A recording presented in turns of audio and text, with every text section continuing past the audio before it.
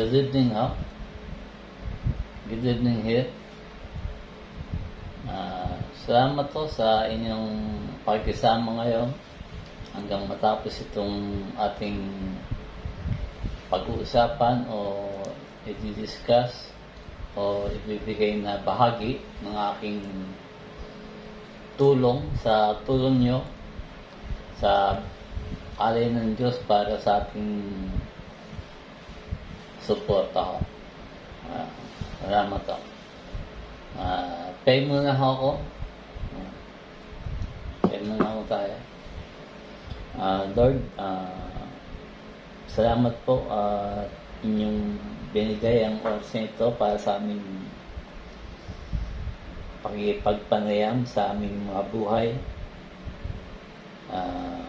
Lord, naway maging maayos ang aking deliverance o buhay para ialay sa mga tao ang buhay ko sa Espiritu para ikasal sa bayan. Nawa Lord, maging maayos Lord ang aming sitwasyon simula ngayon sa kabila ng inyong pangako na paglilinis ngayong panahon na to.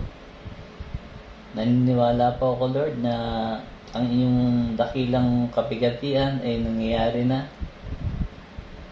Ang aming hirap sa spiritual na paghanap sa iyo, ang aming hirap para maranasan ang sitwasyon ni Jesus noon para maintindihan namin kung anong layunin mo, kung bakit may ganong buhay dahil sa kasalanan sa mga tao, Lord, o sa amin.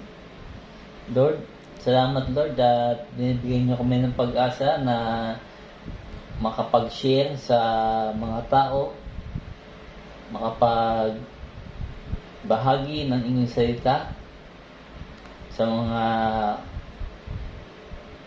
ini-ignore sa ngayon o dininay ang salita ng Diyos upang maghari o maging halaga ng buhay ng lahat sa iyo para sa lahat ng bata na lalaki sa inyong regalo o kawalatian o kapangyarihan o kayamanan.